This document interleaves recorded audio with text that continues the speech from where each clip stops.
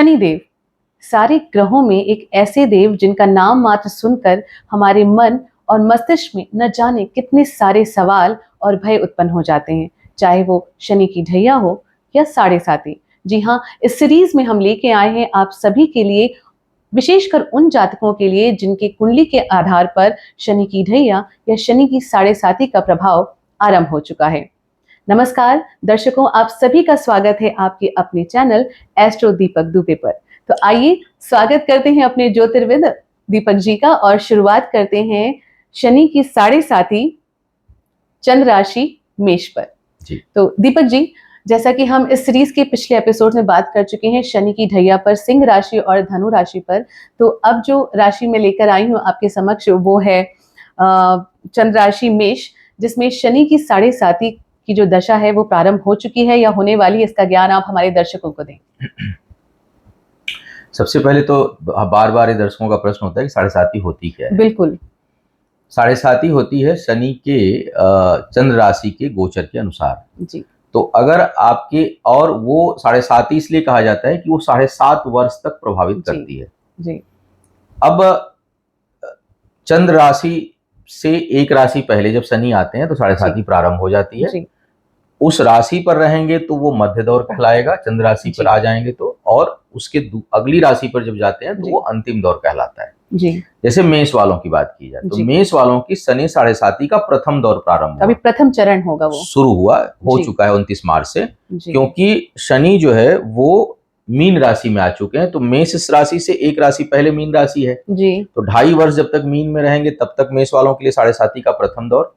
फिर जब 2.5 वर्ष बाद मीन मेष राशि पर आ जाएंगे जी, राशि के ऊपर आ जाएंगे गोचर में, तो वो जो है वो उनका मध्य दौर कहलाएगा।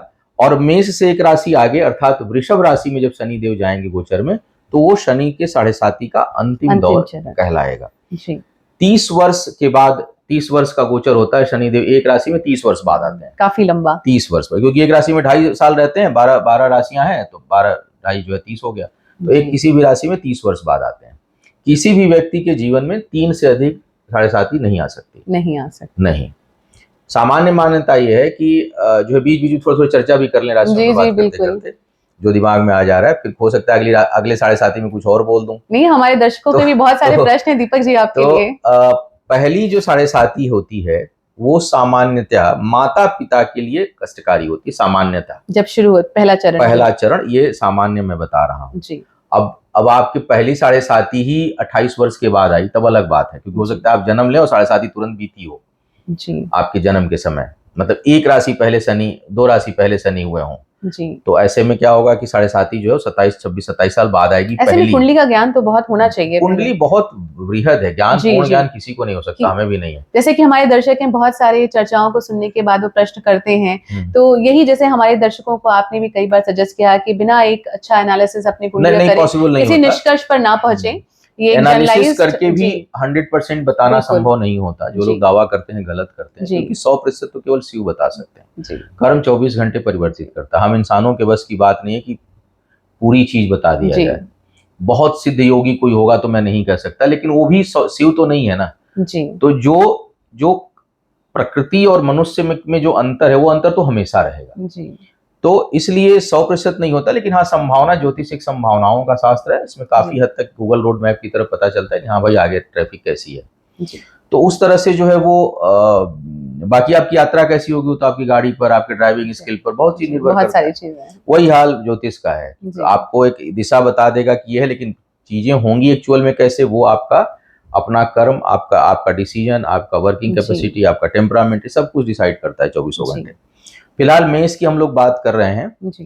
तो जो है वो मेष वालों के लिए, जिनकी हम ये मान के चलने पर पुनः कहूंगा कि चंद्र राशि और लग्न राशि दोनों मेष है जी। चंद्र और लग्न दोनों, अगर मेष जो है वो चंद्र राशि आपकी और लग्न आपकी वृश्चिक है तो शनि कहीं और होंगे, दृष्टि एप्लीकेबल नहीं होगा जी, बहुत घट जाता है, प्रभाव कम हो जाता है। तो मेष वालों के लिए, मेष चंद्र राशि जिनकी है उनके लिए शनि का गोचर द्वादश में हो रहा है, क्योंकि मीन राशि द्वादश भाव में है। और इसका जो इम्पैक्ट आएगा तो एक तो द्वादश भाव को प्रभावित करेंगे, तीसरी दृष्टि से आपके दूसरे भाव को प्रभावित करेंगे, 7वीं दृष्टि से आपके छठे भाव को प्रभावित करेंगे, और 10वीं दृष्टि से आपके भाग्य स्थान 9वें भाव को प्रभावित करेंगे शनि। तो 4 जगहों को प्रभावित कर रहे हैं। क्या होगा इसका संभावित प्रभाव, हाँ उस पर चर्चा कर लेते हैं। शनि की अगर 7.5 के साथ साथ अगर शनि की दशा अंतरदशा भी हो तो इसका प्रभाव बहुत अधिक आएगा, अच्छा या बुरा, दोनों चीजों को मान के चलें जी। तो पहली बात, और शनि जो है मेष लग्न वालों के लिए, तो मेष राशि वालों के लिए स्वामी मंगल है, परम शत्रु है, एकदम युद्ध वाला संबंध रहता है शनि मंगल का। लेकिन एक और बात है कि यहाँ पर आपके दशम भाव कर्म और आय एकादश दोनों के स्वामी है, तो यानी कर्म और आय दोनों पे नियंत्रण रखते हैं, और दशम और एकादश के स्वामियों के द्वादश में है। तो पहली बात तो यह है कि स्थानांतरण की प्रबल संभावना बनेगी मेष वालों के लिए। प्लेस चेंज होगा, और प्लेस ही नहीं, रेजिडेंस भी चेंज होगा। अच्छा, घर भी बदल सकता है, कार्यस्थल भी बदल सकता है, शहर भी बदल सकते हैं, शहर भी बदल सकता है। बहुत से लोग जो विदेशों के लिए प्रयास कर रहे हैं या जन्म स्थान से कहीं बहुत दूर जाने के लिए, उनके लिए यह समय अनुकूल है और उसकी अच्छी संभावना ये बनाएंगे, और विदेशों से सुदूर से लाभ की स्थिति भी उत्पन्न करेंगे जी। ये तो एक पॉजिटिव इफेक्ट है। तो स्थानांतरण की प्रबल संभावना है, विदेश और स्थानांतरण से लाभ की संभावना है। लेकिन बचत प्रभावित होगी, सेविंग नहीं कर पाएंगे, चाहे जिस वजह से बाहर कहीं गए, सेटल होने में आपका टाइम लगा, इनकम अपेक्षाकृत नहीं हुई जितना आप सोच रहे थे, तो इन सब चीजों से आपको होगा, खर्च बहुत अधिक रहेगा इस दौरान आपका जी। लेकिन निवेश से लाभ होगा। कई लोग इन्वेस्टमेंट जो करते हैं जी, अपनी इनकम से अगर आप इन्वेस्टमेंट कहीं कर रहे हैं, उससे आपको लाभ की स्थिति उत्पन्न होगी जी। शनि भाग्य पर दृष्टि जाएगी, भाग्य पक्ष में कुछ अवरोध आएगा, यानी भाग्य भरोसे जो काम होने वाले होंगे उनमें आपको रुकावटों का सामना करना पड़ेगा। वो लक के भरोसे आप नहीं बैठ सकते, एकदम से मत बैठिए, लक के साथ साथ कर्म करते रहिए, फॉलो अप करते रहिए। छोड़ देंगे भाग्य भरोसे कोई काम, या ऐसे काम कई होते हैं जहाँ सिर्फ भाग्य का ही सहारा होता है, तो वैसे कामों में आपको बहुत रुकावटों का सामना करना पड़ेगा, वो तुरंत नहीं होगा या वो जल्दी फाइनलाइज नहीं हो पाएगा। धार्मिक और सामाजिक कार्यों में आपकी रुचि भी बढ़ेगी, अच्छा, और उस तरह के कार्य भी संपादित, टेम्परामेंट चेंज होता है जी। नहीं होता, कई बार आप महीने भर आपको याद ही नहीं कि मुझे किसी की मदद की, और कभी कभी अचानक आप गाड़ी से निकलते तो अंदर से एकदम आवाज आती है कि यार इसकी कुछ हेल्प करनी है जी। तो वो जो चेंज होता है, वो चेंज ऑफ एनर्जी है ना अंदर का जी, तो वो शनि क्रिएट करेंगे, वैसा नेचर जो है बनेगा। तो धार्मिक सामाजिक कार्यों में आप लिप्त भी होंगे, उसमें आपका समय और पैसा दोनों खर्च होगा, तो ये एक अच्छी बात भी इसको आप कह सकते हैं जी, पॉजिटिव ले सकते हैं। शत्रुओं से समस्या भी उत्पन्न होती रहेगी इस दौरान, कोई ना कोई शत्रु हमेशा बना रहेगा आपका जी, और उससे निदान भी आप पाते रहेंगे, लेकिन उसका जो एंड रिजल्ट होगा ये होगा कि उलझने बनी रहेंगी, कोई ना कोई विवादास्पद स्थिति उत्पन्न आपके साथ होती रहेगी, निकलते जाएंगे, शत्रु परास्त होते जाएंगे, लेकिन वो बनते जाएंगे, सोचता नहीं बन रहे बिगड़ रहे हैं, बन रहे बिगड़ रहे हैं, एक से निकले और फिर आप अगले में। ये जो है कुछ ना कुछ स्थिति रहेगी। स्वास्थ्य के मामले में थोड़ी सावधानी आपको भी रखनी चाहिए। स्वास्थ्य बहुत ज्यादा सिंह वालों की इतना या और लोगों की इतना तो नहीं प्रभावित करेंगे, या अभी कुंभ में थे तो बल्कि स्वास्थ्य को ज्यादा प्रभावित कर रहे थे, तो उतना प्रभाव नहीं होगा, लेकिन फिर भी थोड़े बहुत स्वास्थ्य को लेकर के प्रभावित आपको रखना चाहिए। शरीर का जो निचला हिस्सा है, घुटने और घुटने का नीचे का हिस्सा, वो प्रभावित हो सकता है, उसमें चोट चपेट की संभावना बन सकती है। फ्रैक्चर वगैरह अक्सर पैर टूटते हैं शनि के प्रभाव में। अच्छा, हाँ, तो आपको थोड़ा सा चोट चपेट को लेकर के सावधान रहना चाहिए। तो ये शनि की 7.5 का 2.5 वर्ष तक संभावित प्रभाव है मेष वालों के लिए। तो दीपक जी, चलते चलते एक और सवाल कि मेष राशि वाले जातक किन उपायों को अपना सकते हैं शनि की 7.5 के इस प्रथम चरण में कुछ उनके प्रभावों को कम करने के लिए? देखिए, 2-3 जगह निगेटिव बना रहे हैं। एक तो बना रहे हैं आपके बचत को प्रभावित कर रहे हैं, तो सेविंग पर हमेशा मैं कहता हूं कि सावधानी जो है बेस्ट रेमेडी है जी। तो आप जो है एक तो ये करिए कि बचत चाहे जितना भी हो, बचत करने का कुछ ना कुछ जरूर प्रयास आप करिए। भावनाओं में बह करके आपको काम करना भी है तो थोड़ा सा अपने लिए भी बचा, थोड़ी भावना अपने लिए भी रखिए, थोड़ा सा भावना अपने लिए भी रखिए कि कहीं मुझे मेरे ऊपर न चैरिटी लोगों को करनी पड़े। कई बार क्या होता है कि आदमी इतना चैरिटी कर देता है कि वो खुद चैरिटी के योग्य हो जाता है और उसको चैरिटी की जरूरत पड़ती है, तो उस पर थोड़ा कंट्रोल रखने की जरूरत है। थोड़ा सा आप कंट्रोल रखें। वाहन चलाते समय सावधानी बरतें, विशेष करके अगर कहीं ऊंचाई पे चढ़ रहे हैं, पहाड़ों पे चढ़ रहे हैं, उतर रहे हैं, तो सावधानी रखें, क्योंकि पैर में चोट चपेट की संभावना बन सकती है। और व्यय पर नियंत्रण रखें। धार्मिक गतिविधियां हो रही उसको खूब करिए, लेकिन खर्चों को संभाल के करिए। इस समय अगर कहीं बाहर जाने का अवसर मिलता है, दशांतर अगर कोई उल्टी सीधी ना चल रही हो, क्योंकि फिर बार केवल राशिफल को ना मान लें, क्योंकि पता चल रहा है कि आप हमने कह दिया विदेशों से लाभ होगा और राहु की दशा अंतर दशा चल रही है और आप उसमें बदल दिए स्थान, तो परेशान हो जाएंगे। तो वो चीज नहीं करनी है आपको, थोड़ा सा देख लीजिएगा। लेकिन फिर भी अगर शनि ही प्रभावित इस समय कर रहे हैं चारों तरफ से और विदेश और बाहर का अवसर आ रहा है, तो आप उसको एक्सेप्ट कर लीजिएगा, वो फायदेमंद होगा जी। अब रहा सवाल उपाय का, तो आपके लिए भी द्वादश भाव प्रभावित हो रहा है। आप जो है वो और थोड़ी अस्थिरता यह देते हैं। जी। तो ऐसे में आपको भी शनि देव के बीज मंत्र का जप, शनि देव की स्तुति और शनिवार को उनका लिए तैलाभिषेक, काले कपड़े का दान, ये आपको यथासंभव कर दिया करिए। कम से कम रोज का नियम ना भी बनाए तो महीने में एक बार आप जरूर कर दें। बचत के लिए माँ लक्ष्मी की आराधना आपके लिए बहुत लाभकारी रहेगी।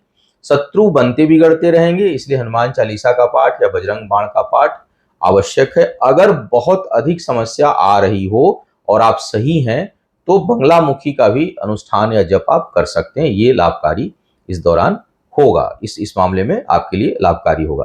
भाग्य पक्ष का अवरोध जो है वो उससे अगर बाहर निकलना है तो भगवान विष्णु के सहस्त्र नाम का या सत नाम का पाठ आप नियमित करा किया करें, क्योंकि आपका भाग्य जो प्रभावित हो रहा है वो बृहस्पति के कारण होगा, बृहस्पति का क्षेत्र प्रभावित हो रहा है, तो भगवान विष्णु की आराधना इसमें बहुत लाभकारी होगी। जी, दीपक जी बहुत बहुत शुक्रिया। लेकिन चलते चलते एक आखिरी सवाल हमारे दर्शकों ने हमसे पूछा था कि क्या शनि की 7.5 में क्या वो कोई रत्न धारण कर सकते हैं? रत्न देखिए कई बार जो है वो बड़ा अच्छा आपने प्रश्न, मैं देखता हूँ कि घोड़े की नाल लोग पहनते हैं जी, मत पहना करिए जी। लोहा कभी मत पहना करिए शरीर के ऊपर जी। कई लोग घोड़े का नाल, नाव के नीचे की किल का अवधारणाएं हैं, बस बहुत गलत अवधारणा है। और आप किसी को भी पहने हुए देख लीजिए जी, वो और परेशान होता है। ओके, बस उसको एक सांत्वना है कि मैंने पहना हुआ है जी, बहुत परेशान होता है जी। कभी भी आप ये मत पहना करिए, लोहा कभी मत धारण किया करिए जी। और तब तो और नहीं करना चाहिए, जैसे मेष प्रभावित हो रही है, सिंह प्रभावित हो रही है, ये लोहा धारण करके इनकी तो और आफत अपने लिए मोल लेना है। तो अगर हाँ, और शनि की दशा अंतरदशा हो और जैसे मेष है, मंगल मालिक हो जाते हैं, मूंगा सपोर्ट करेगा, लेकिन ये शनि को इरिटेट करेगा जी। तो बेहतर ये हो कि ऐसे में आप रत्न ना धारण करें। हाँ, स्वास्थ्य पर एकदम बनाए, मेष लग्न है, स्वास्थ्य पर एकदम बनाए, लेकिन मेष वालों के स्वास्थ्य पर एकदम से नहीं बनेगी। अगर शनि की दशा बुध की होगी तो बन सकती है, शनि बुध का कॉम्बिनेशन होगा तो बन सकता है स्वास्थ्य। सिंह के लिए तो स्वास्थ्य बहुत ही खराब, हाँ, लेकिन शनि के कारण स्वास्थ्य खाली नहीं खराब होगा मेष वालों के लिए। तो आप जो है वो मूंगा से बचें, बल्कि आप बृहस्पति का रत्न धारण कर लें अगर सब कुछ ठीक ठाक है तो, क्योंकि वो भाग्येश है, भाग्य अवरोधक होगी तो वहां बृहस्पति मदद करेंगे और शनि से संभाव है जी। तो शनि उस रत्न से इरिटेट भी नहीं होंगे। तो रत्न विज्ञान भी इतना आसान नहीं है। मेरे पास अभी कुछ दिनों पहले क्लाइंट का आया, उनकी वृश्चिक लग्न थी, लग्न में मंगल बैठे हुए हैं जी। और राशि जो है वो वृषभ है जी। तो वो जो है चंद्र राशि वृषभ है उनकी, तो वो अपना शुक्र का पहन करके ओपल और हीरा घूम रहे हैं, जबकि वो हो जाता है मार्केश। तो सोचना पड़ता है कि हमारे लिए, और मंगल लग्न में बैठ गया तो कह रहे हैं भूमि का काम करेंगे जी। तो आधी जानकारी बड़ी मुसीबत है। दसम भाव का भी एनालिसिस नहीं किए, फोर्थ का नहीं किए, सप्तम का नहीं किए, और जमीन जायदाद का काम शुरू, परेशान है एकदम से जी। तो आप जो है ये रत्न विज्ञान भी ना बड़ा सोच समझ के पहनने वाली चीज। हमें ऐसा कौन सा ग्रह, जैसे मान लीजिए मेष वाले, शनि का सब कुछ चल रहा है, उसमें अगर आप मूंगा पहनते हो ना, चोट चपेट आपका बढ़ जाएगा, एग्रेशन बढ़ जाएगा। क्यों? क्योंकि गवर्निंग प्लेनेट जो एकदम से आपसे एलर्जी रखता है, तो आप मंगल की एनर्जी को उस समय बढ़ा रहे हो। आपको करना क्या है, शनि की एनर्जी भी नहीं बढ़ानी है। नीलम भी मत पहनो, लोहा भी मत पहनो, मूंगा भी मत पहनो। क्या पहन लो? पुखराज पहन लो, सेफेस्ट। नहीं, भाग्य को भी बढ़ाएगा, हाँ, मंगल को भी शांत करेगा, शनि को भी कंट्रोल करेगा आपका, और आपकी लक को सपोर्ट करेगा जी। अगर पहनना है तो, और नहीं तो भगवान शिव का अभिषेक करो ना जाकर के, थोड़ा सा काली तिल ले लो जी। शनि से प्रभावित है, काली तिल और दूध डाल करके कुसा मिल जाए, उससे लेकर के शनि भगवान शिव पे अर्पित करना शुरू कर दीजिए जी। रहे 7.5 ही नहीं पड़ेगा फर्क जी। न चोट लगेगी, न चपेट लगेगा, न घटना दुर्घटना का योग बनेगा जी जी। तो आपको ये भी देखना पड़ेगा कि रत्न कौन सा धारण करें। तो शनि बहुत गवर्निंग कंडीशन में हो, बहुत शुभ हो आपके लिए, वैसे में नीलम धारण कर सकते हैं। लेकिन लोहे के चक्कर में वो घोड़ा की तरह दौड़ा देगा आपको, बांध के चाबुक भी लगाएगा जी। जो हालत घोड़े की होती है वही स्थिति आपकी हो जाएगी। तो इस घोड़े का नाल और ये तो बिल्कुल मतलब मेरे समझ से परे है कि क्यों लोग पहनते हैं और कौन इसको भी इजाद कर दिया, क्योंकि वो आप अनुभव करिएगा जी। आप अपने देखिएगा, जो लोग घोड़े की नाल की अंगूठी पहने हुए हैं या लोहे की, उनकी स्थिति आप उनसे पूछिए सब ठीक चल रहा है, एकदम परेशान होंगे वो जी। तो ये चीज नहीं करनी चाहिए। ठीक। तो दीपक जी बहुत बहुत शुक्रिया हमारे दर्शकों के मन की उलझनों वाले प्रश्नों के जवाब देने के लिए, इतने सारे उत्तर देने के लिए और एक गहन विश्लेषण के लिए। तो मैं आशा करती हूँ हमारे दर्शकों को ये सेशन पसंद आया होगा और जैसा कि ये मेष राशि वाले जातकों के लिए खास एपिसोड था, उनकी शनि की 7.5 के प्रथम चरण के बारे में जो भी जानकारी दीपक जी ने दी, तो इसी तरह हमारे आगे के एपिसोड्स में भी हमसे बने रहिए, जुड़े रहिए और हमारे चैनल यानी एस्ट्रो दीपक दुबे को लाइक, शेयर और सब्सक्राइब करें। जल्द मिलूंगी आप सबसे दीपक जी के साथ, तब तक अपना ख्याल रखें।